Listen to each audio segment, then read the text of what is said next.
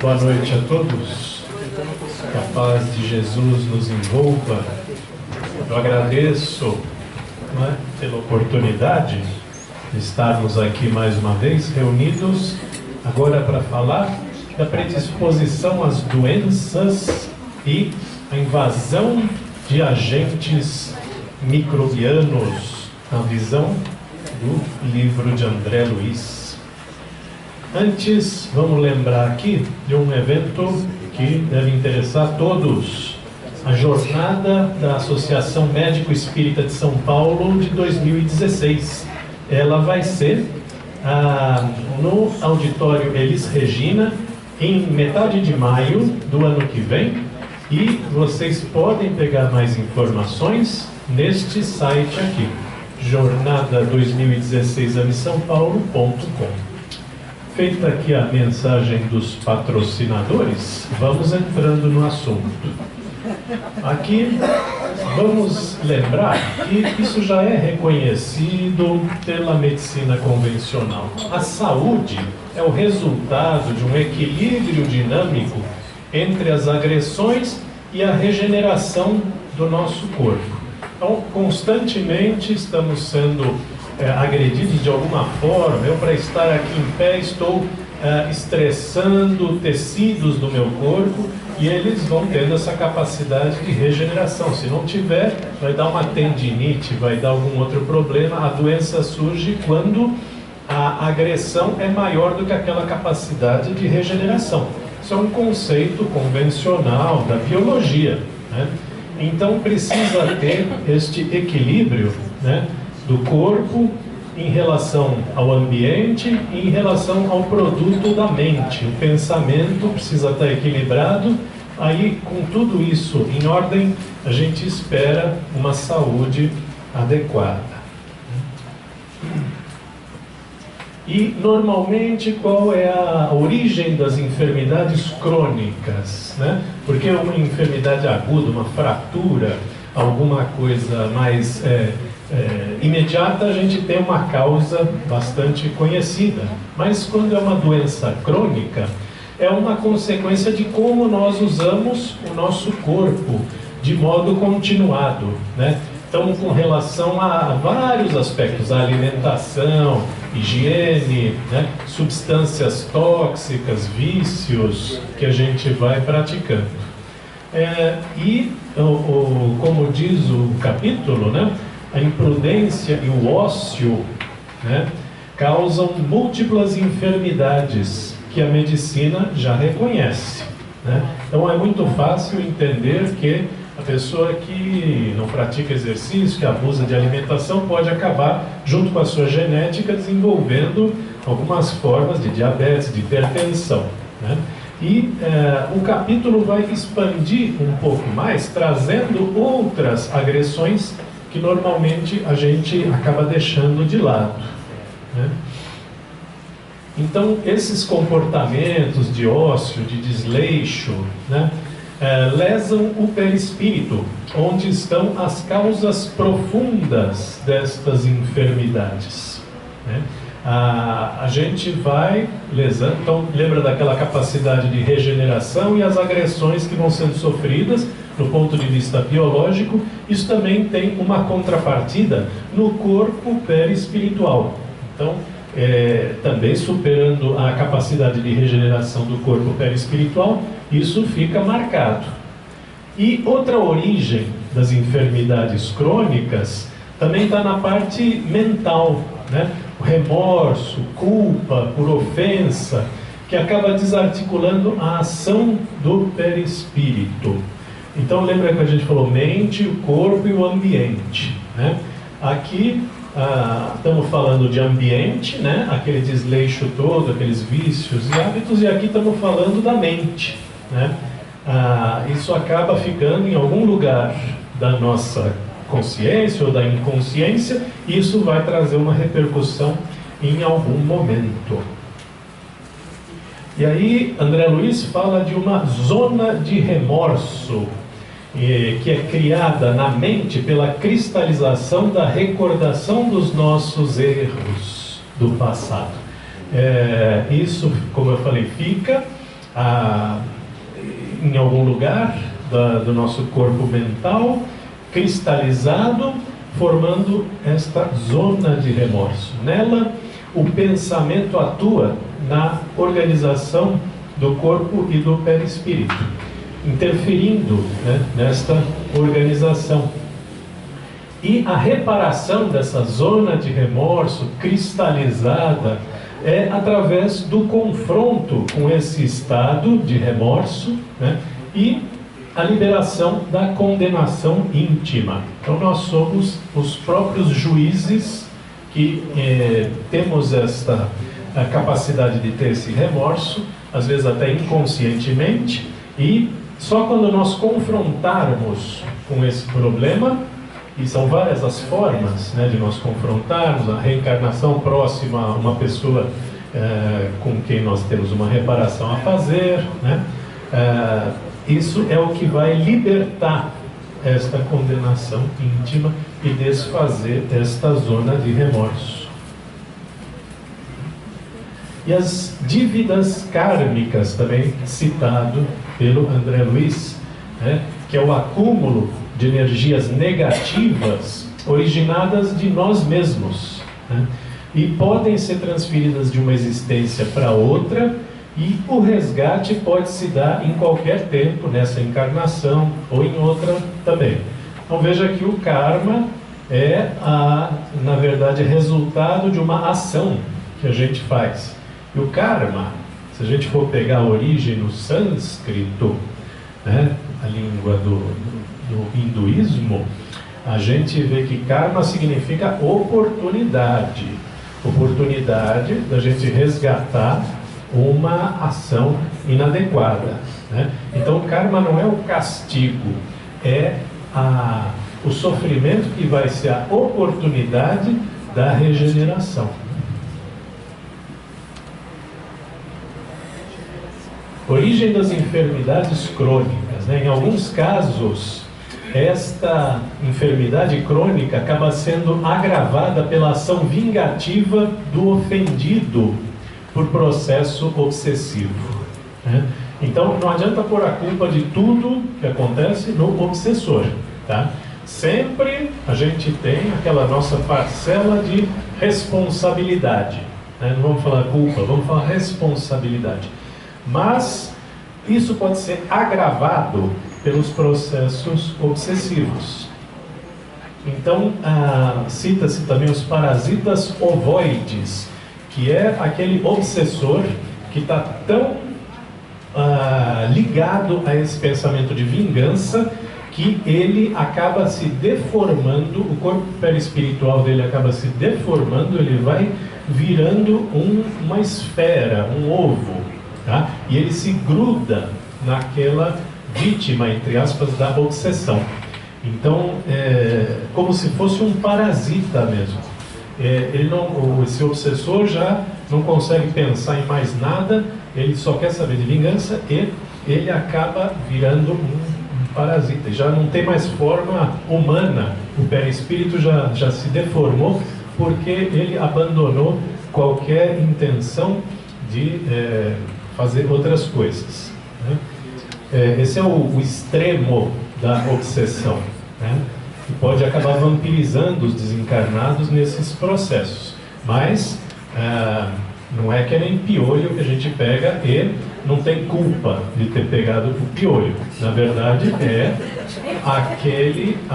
aquela relação que se cria e que a gente acabou sendo responsável em algum momento, tá? E nunca são assim as causas da doença, mas é sempre o agravante de alguma doença crônica. Aí a gente tem aquelas enfermidades endêmicas, aquelas que cursam a dengue ou outras coisas que estão acontecendo na comunidade, né, e que não tem nada a ver com o perispírito, tá? Tá aí a doença espalhada na comunidade. Como é que o André Luiz explica estas enfermidades endêmicas, né?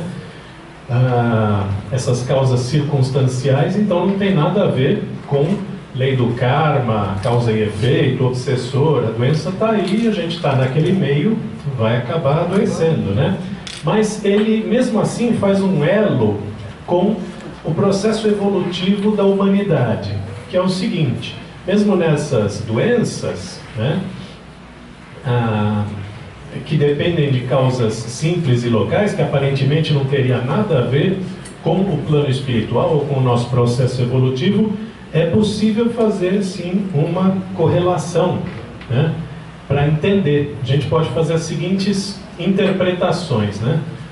Ou são casos kármicos individuais que se agravam por influência da doença endêmica. Então é um indivíduo que tem algo a aprender com a doença, e aí ele pega essa doença que existe na comunidade, né? Pega verme, pega o que tem de disponível de doença naquela comunidade. E ele pode ser até uma forma de resgate. Ficando doente, ficando acamado, uma forma dele refletir sobre a fragilidade da vida, sobre um monte de outras coisas, e assim resgatar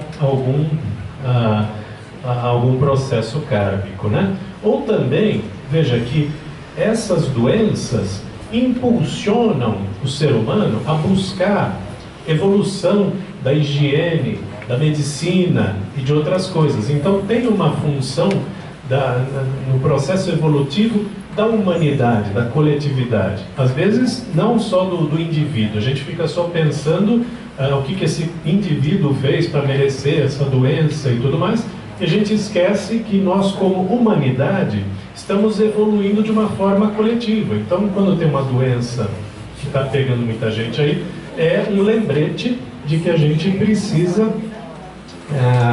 evoluir na parte de tratamento, higiene e tudo mais. É progresso. Então essas são interpretações para essas doenças endêmicas. A reencarnação para cura espiritual. A gente fala que a reencarnação é a nossa oportunidade de evolução e até de resgate, né? Então, muitos espíritos apenas conseguem a cura do perispírito, daquilo que se instalou no perispírito, de errado, né? Mediante uma internação num corpo físico. Aquele espírito vai precisar estar enquistado, incubado num corpo físico para deixar naquele corpo físico as alterações que o seu perispírito desenvolveu, aquelas alterações negativas, né? Então, numerosos doentes são tratáveis, mas somente curáveis mediante a reencarnação. Então, um médico no plano espiritual, atendendo um necessitado, um espírito desencarnado necessitado, pode acabar, vamos dizer assim, prescrevendo uma reencarnação, tá? Que às vezes é o único jeito de curar. Você pode dar passes no plano espiritual, tentar melhorar o perispírito de alguma forma. Então esse é tratamento, né? Tratamento, mas a cura vai ser mediante a reencarnação. E aí, nesse processo de reencarnação para cura espiritual, espíritos benfeitores podem avaliar o mecanismo da doença no perispírito, né? Fazendo um diagnóstico mesmo, avaliando o que está acontecendo, se é necessário uma reencarnação para resolver aquele problema. Além da reencarnação para aprendizado, que todos nós fazemos, pode ter essa reencarnação com uma finalidade de cura espiritual. E isso especialistas desencarnados vão determinar, né? A ficha kármica do enfermo determina a reversibilidade da moléstia através de uma nova reencarnação, né? Então, ficha kármica, eu entendo, não é com uma folha de papel, um prontuário assim propriamente, mas é a leitura que o especialista desencarnado faz, né, daquele sofredor, para dizer a origem da alteração que ele está apresentando e qual então pode ser o tratamento recomendável. E aí essas enquistações de energia, né, esses cistos, esses esses pedregulhos que ficaram dentro de nós, né? De energias negativas através dessas dívidas kármicas de lei de ação e reação, são transferíveis de uma existência para outra. Para curar esses nódulos de forças mentais desequilibradas, como foi citado aí no capítulo, acontecimentos reparadores devem se contrapor a eles. Então, a lei de ação e reação provocou esta alteração no perispírito, né? Esses, vamos dizer, cistos, esses grumos de energia, que agora a lei de ação e reação vai ter que desfazer numa nova encarnação.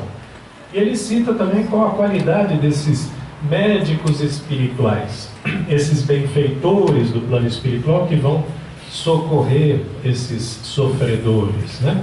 Não basta ter conhecimento científico, são imprescindíveis qualidades morais, como a humildade, devotamento, grandeza de caráter, pureza de coração. Essas são as ferramentas principais, né? Por isso que o André Luiz foi fazer limpeza. Por essa razão, o André Luiz chegou, queria ser médico, foi fazer limpeza. Para desenvolver a humildade, né? Aí desenvolveu bastante humildade, percebeu, e ele achava que bastava ali o conhecimento científico, né? Exemplo, André Luiz mesmo. E quais são os métodos terapêuticos que esses benfeitores empregam lá no plano espiritual, né? Eles têm vários métodos para o tratamento das lesões do perispírito. Eles penetram na história do enfermo para estudar os mecanismos da doença, né? Através da sua visão, da sua clarividência, da sua capacidade de empatia e de sentir o que está acontecendo, e vão fazer um exame no corpo espiritual também com aparelhos. Ele cita aí instrumentos, aparelhos que podem ajudar nessa detecção, trazer para esse benfeitor a história do que aconteceu, por que esse indivíduo está assim, portanto, qual deve ser o tratamento, né? Fala até de aparelhos lá no plano espiritual. Então, como métodos terapêuticos, né, a psicoterapia, magnetismo são muito usados, né? Então, a gente entende como passe, como magnetismo, como transferências de energia, né? Transferências de energia através da prece, através do passe, né? A psicoterapia, a educação do corpo mental, que já citamos aqui, que molda, corpo mental molda o perispírito, né? Tudo isso é bastante importante, mas também utiliza medicações conhecidas dos encarnados, né? Como o nosso mundo físico é uma cópia do mundo espiritual, ali também pode-se utilizar os princípios terapêuticos, não só sutis, como o transferências de energia ou da atividade mental, como também princípios curativos um pouquinho mais densos, na forma de medicamento feito de matéria sutil, como se o espírito estivesse tomando um remédio, né? Então eles também se valem desse tipo de atividade. São várias as técnicas terapêuticas ali no plano espiritual. E aí, agora ele passa para um capítulo, né, que vai falar da invasão microbiana. Como é que a gente, aqui, encarnado, né, pega esses germes, essas doenças? É só uma coisa biológica ou tem alguma coisa espiritual também por trás disso, né? A gente precisa de um pouco de esforço para entender que uma invasão de um micróbio no nosso organismo tem uma causa espiritual. A gente tenderia a pensar só na parte biológica. Ali entrou um ser vivo dentro de outro ser vivo e estamos sendo parasitados por esses micróbios, né? Mas ele cita que a fraqueza pelo abuso das nossas forças, né? Atitudes de desequilíbrio ou perturbações que nós fazemos para outras pessoas, vai levar a esta fraqueza.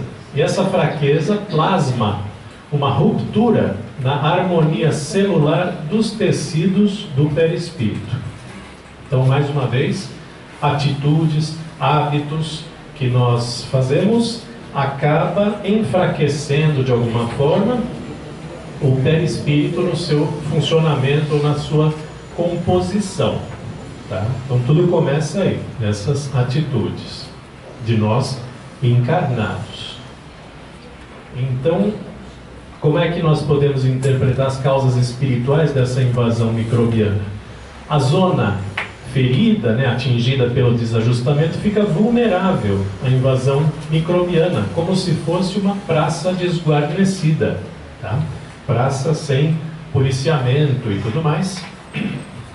E as sentinelas naturais, né, do nosso corpo, nossos mecanismos de defesa, não dispõem de bases necessárias à ação que lhes compete.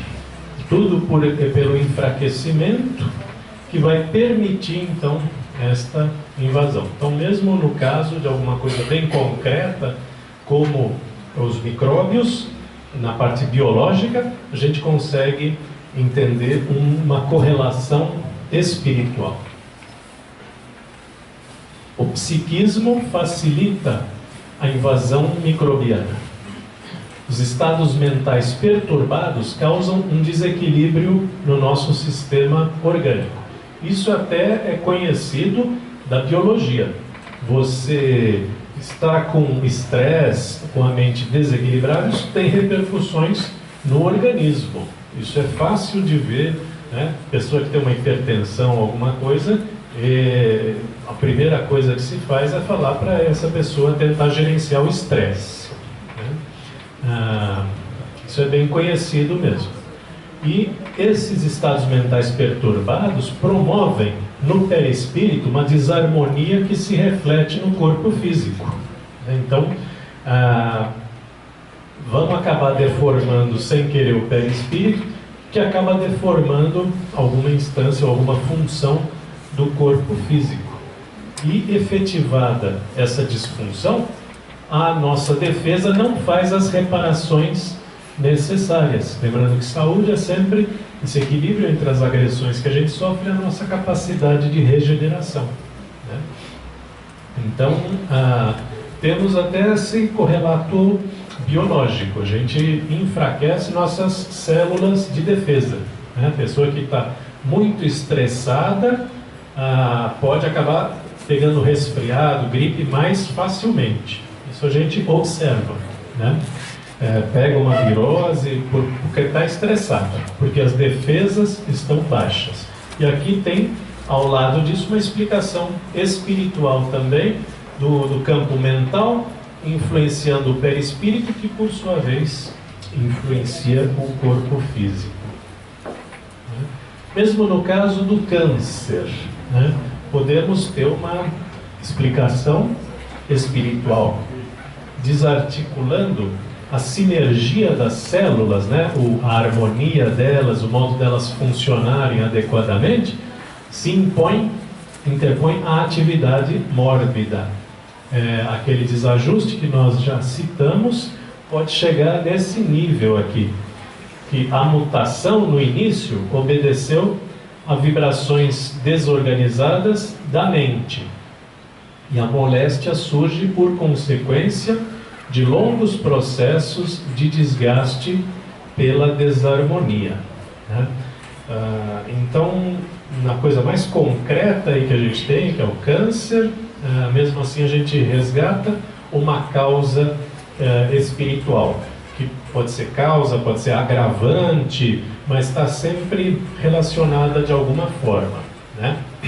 Agora, a gente não pode embarcar na crueldade de virar para uma pessoa que está com câncer e dizer: você produziu isso daí, você é o culpado, né? Não é esta a intenção. A intenção é a gente entender que qualquer coisa no nosso corpo, nosso sucesso, nosso fracasso, orgânico está relacionado a muitas outras coisas, então, inclusive no caso do câncer. Tá? Não é o caso aqui da gente começar a fazer julgamentos de pessoa e ainda piorar a situação da pessoa. Né? É um aprendizado para que a gente possa fazer, né? Chegar para o paciente com câncer e agravar a situação dele, botando a culpa dele ter gerado essa doença para si mesmo, então agora que se vire com ela. O que seria total falta de caridade, né? Falta de caridade. Aí o nosso comportamento influencia também a nossa cura. Se ele influencia a doença, vai influenciar também o retorno para o equilíbrio, que é a nossa cura. O ataque pela brecha vulnerável pode estabilizar-se ou irradiar-se, quer dizer, aumentar, conforme as disposições da mente. Né? Então tem aquela brecha que a gente desenvolveu, essa brecha pode ser aumentada ou ela pode ser diminuída, né? Através das nossas atitudes mentais. Então ela pode refazer a mente, né? A disposição da mente pode refazer a defensiva orgânica ou admitir a intromissão do fator patogênico. Então depende de nós que caminho nós vamos seguir, né? Cultivando a nossa saúde, ou mesmo quando a gente fica doente, que atitude a gente vai ter perante a doença, perante aquele processo, também vai se refletir aqui na cura.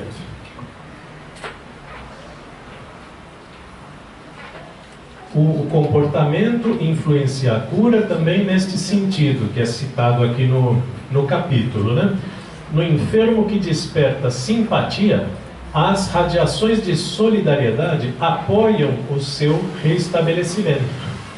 Então, aquele indivíduo que está internado, mas não fica se queixando muito da vida, se abre realmente para o tratamento, vem as pessoas que querem ajudar e conseguem chegar até ele, e conseguem oferecer, essa aura, né, de simpatia vai atraindo essa solidariedade dos outros, vai atraindo esses pensamentos positivos, né?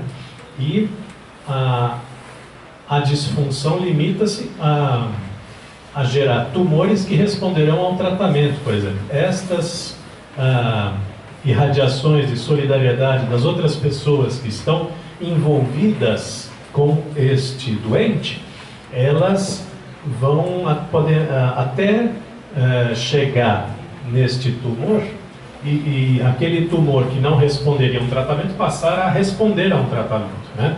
Então, está com câncer, vai ter que fazer o tratamento, vai fazer cirurgia, vai fazer radioterapia, vai fazer quimioterapia. Mas até a nossa disposição mental, o nosso comportamento pode fazer com que essa doença responda melhor ao tratamento ou responda pior. Tá? Mais uma vez, não é que quem responde pior é porque não está se esforçando como deveria. A gente tem interpretações de provas, expiações, né?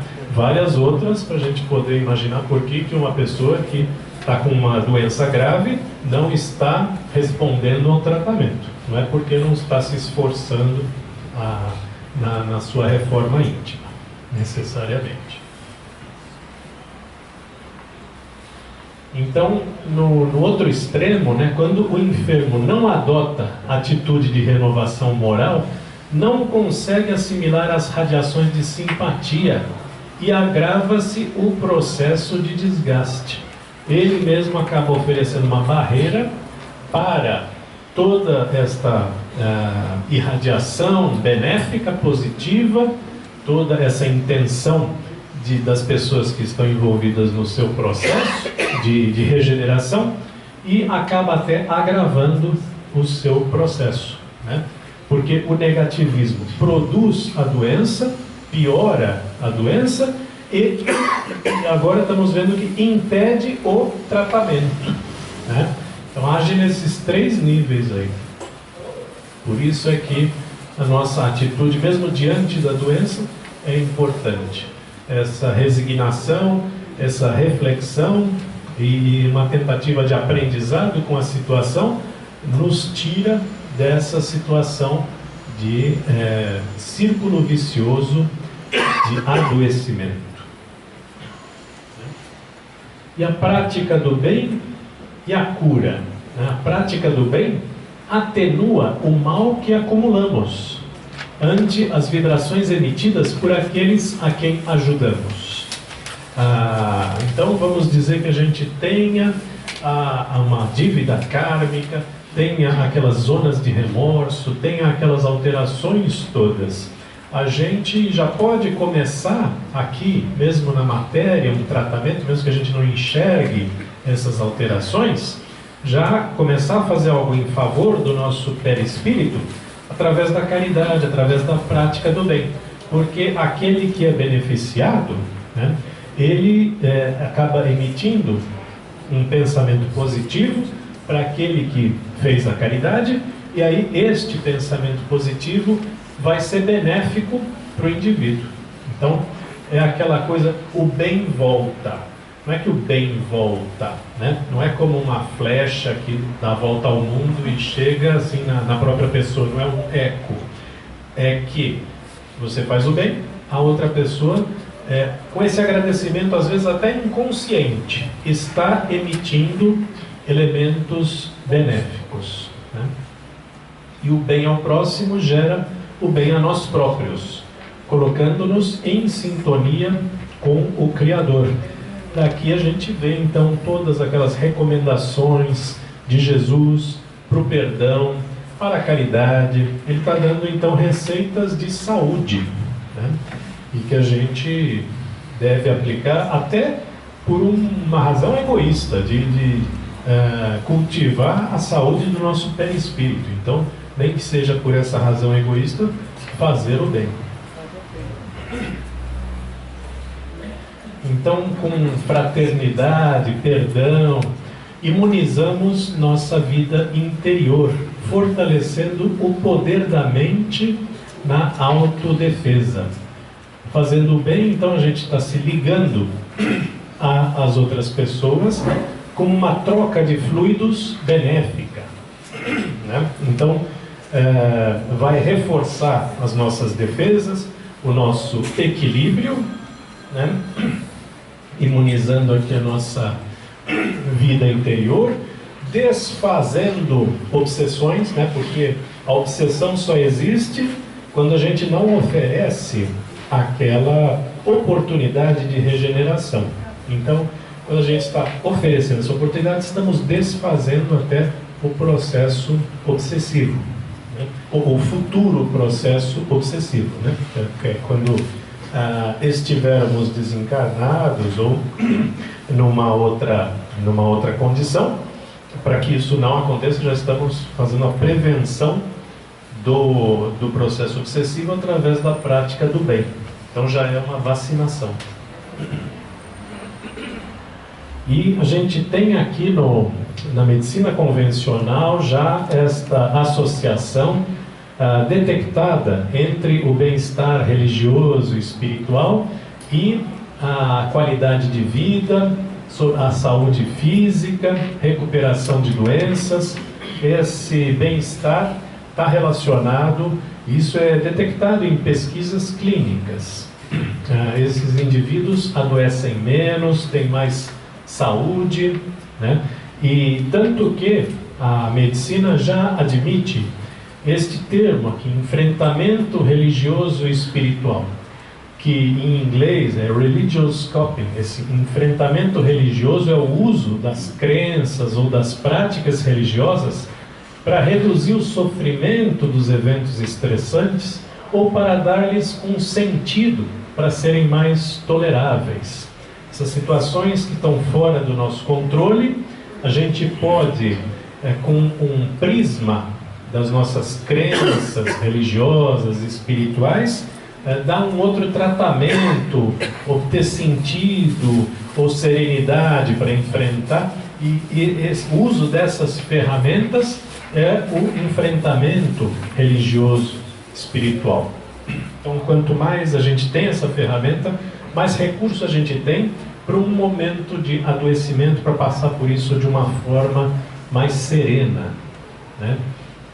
Porque através do modo como nós enxergamos as coisas, né, a gente vai ver as coisas como ameaças ou não. Então, veja, o cérebro não diferencia o que é real do imaginário. Então, agora, já saí do capítulo, estou trazendo coisas realmente atuais, né? O cérebro reage a alguma ameaça imaginária como ele reage a uma ameaça real, né? Você vê filme de suspense, você vê filme de ação, você fica acelerado, porque o cérebro, o sistema nervoso não está identificando que aquilo é ficção, ou que não se refere a você.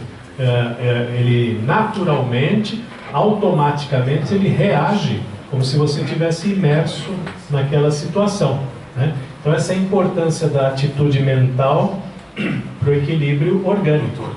Quer dizer que se a gente se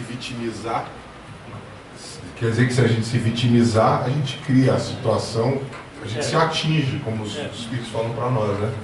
Ou quando não perdoa e fica remoendo, você vai revivendo a situação e conta para todo mundo que você encontra, né? E vai recontando aquilo, você está revivendo aquela situação e o sistema nervoso está reagindo como se você estivesse mesmo naquela na ação mesmo, né? Então a nossa responsabilidade é essa aqui, né? A saúde é um empréstimo para os nossos objetivos dessa encarnação. A gente tem um compromisso conosco mesmos de manter essa saúde, de usar essa ferramenta para o nosso aprimoramento, para o bem da humanidade, para a evolução da Terra, né? A gente pode ser uma ferramenta da implantação de uma humanidade melhor, e podemos ser uma ferramenta até do nosso próprio processo evolutivo, usando esse empréstimo aqui, aplicando bem estes conhecimentos, né? Então, uma conclusão sobre tudo isso, né, é que existe uma dimensão espiritual em todo o processo de adoecimento. Mesmo aquelas coisas mais concretas, como bactérias, como câncer, por exemplo, sempre vai ter alguma dimensão, algum correlato espiritual. Então, essa é uma conclusão positiva, né? A conclusão negativa, errada, né, é que todo o processo de adoecimento se resume à dimensão espiritual. Você está doente porque você não caprichou na sua reforma íntima ou coisa parecida, né? Então essa conclusão é errada não só porque joga culpa assim na pessoa, como também pode acabar num extremo de dizer assim, não, você não precisa de remédio, você precisa de fé, você precisa de outras coisas. Então totalmente inadequada essa conclusão aqui. Tudo que a gente discutiu se refere a entender que tudo o que acontece conosco tem algum correlato, uma interpretação também espiritual em algum nível. Então, isso aqui é o que a gente pode fazer para o nosso cultivo de saúde, né? O cultivo aqui do psiquismo, da atitude positiva, do equilíbrio mental, né? O cultivo desta energia vital, cultivando a respiração ou a alimentação adequada, né? O ambiente, a gente tendo esse ambiente saudável, a gente está cultivando as nossas atitudes físicas, né? Até passar fio dental protege o coração. Essas bactérias que estão aqui na boca acabam entrando na circulação e vão dar problemas cardíacos. Então, tudo está correlacionado, né? Tem um vídeo do Gilson Volpato falando dessa relação nas pesquisas. Então, precisamos ficar de olho em várias dimensões e cultivar aqui a nossa saúde. Essa é a nossa responsabilidade. Então, com esse último slide, eu agradeço pela atenção de vocês e fico à disposição se a gente tiver algum tempo para conversar. Obrigado.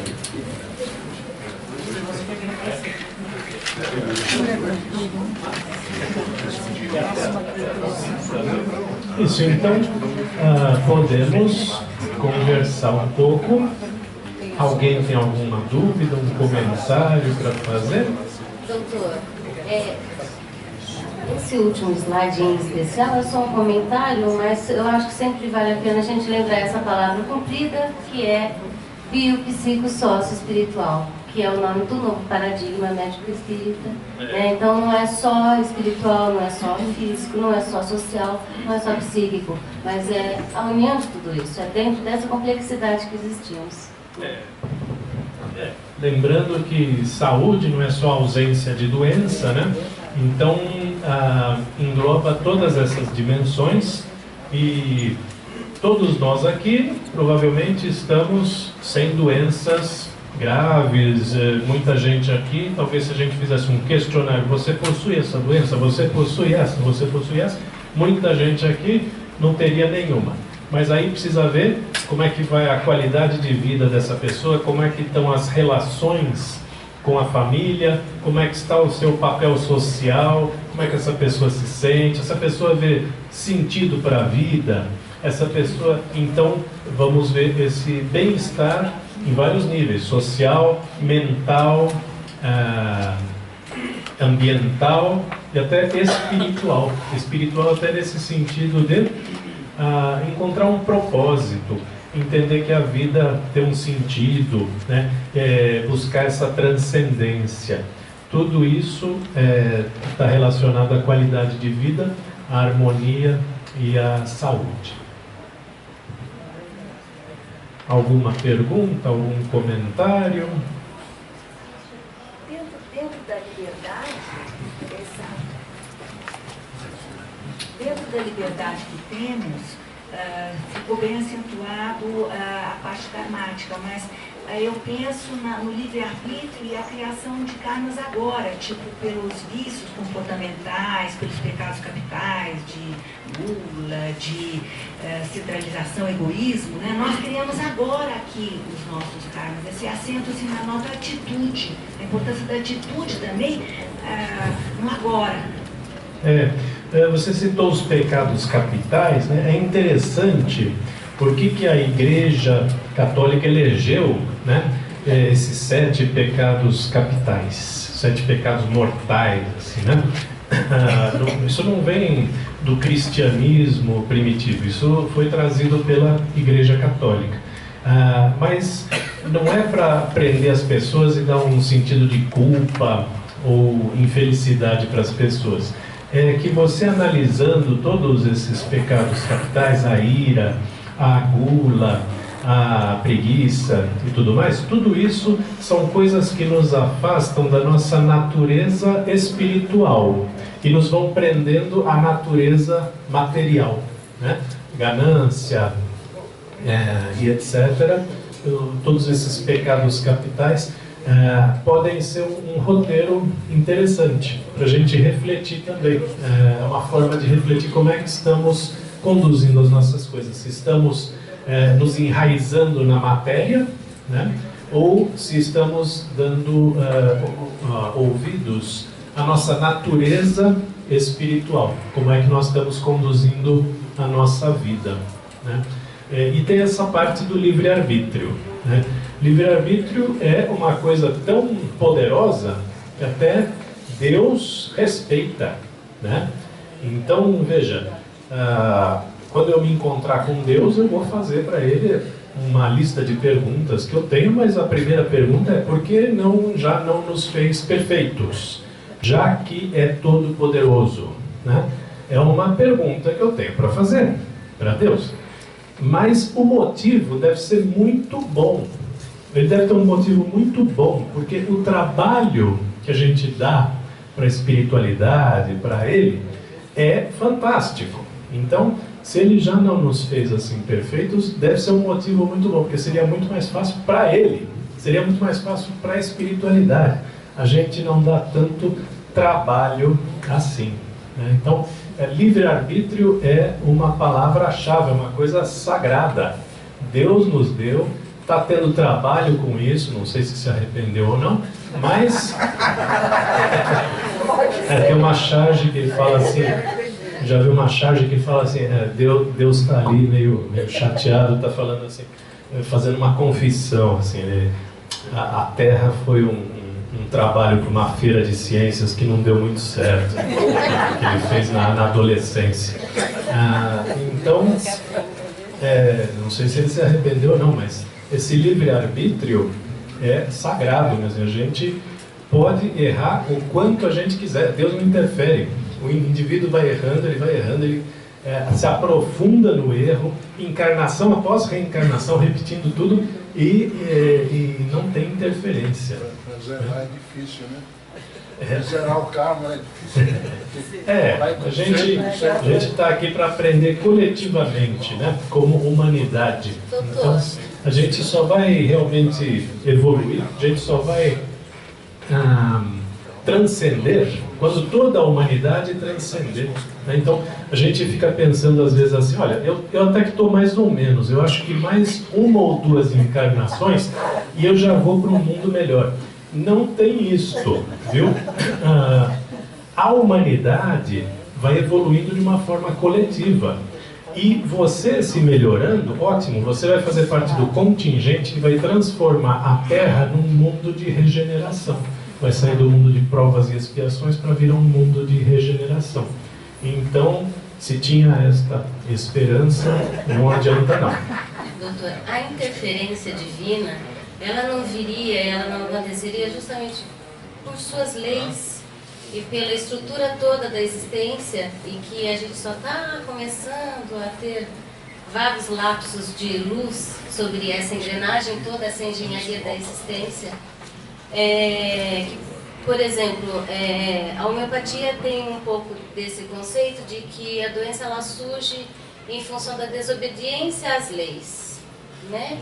Essa é a doença primordial, né? Em função de uma desobediência da lei de Deus, é que a gente entra em desarmonia com o universo, com essa estrutura, e a gente começa a se digladiar nesses grilhões, né? O próprio Cristo disse a Paulo em Boa Nova. Mas não seria através dessa própria estrutura da existência a interferência divina, de maneira a nos guiar e a nos conduzir, até nos fazer descobrir essa engrenagem? A gente pode ter várias interpretações, essa é da homeopatia, por exemplo, do que causa as nossas doenças, né? E a gente então revê aquela situação de pensar que karma é castigo, né? Quando karma, na verdade, significa oportunidade da gente evoluir. Então, todas essas interpretações são muito positivas, porque nos dão essa resignação para a gente imaginar que existe um bom motivo para tudo, né? E que Deus está no comando e que a gente vai evoluir para a nossa condição de espíritos eternos e felizes, né? Temos uma pergunta ali. O senhor falou que se fizesse uma enquete, nem todo mundo teria algum tipo de doença. Alguns já estão privilegiados, já estão melhor. Eu sou portadora de esclerose múltipla, mas não acho que esclerose múltipla é o pior problema do universo.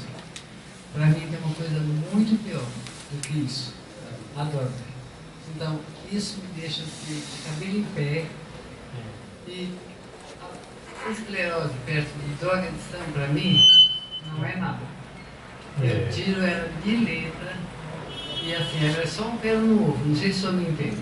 Aceito, vivencio, não brigo por isso, mas eu não aceito, não consigo entender a droga. A dor, né?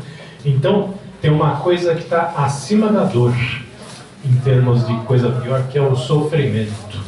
Existe, vamos dizer, você citou a esclerose múltipla, então você tem a questão de incapacidade e tudo mais. Acima disso, quer dizer, como você citou, pior do que isso, a dor, só que tem um negócio que está acima da dor, que é o sofrimento sem sentido. O sofrimento sem sentido é aquilo que realmente é o que há de pior. Porque, como disse Viktor Frankl, né?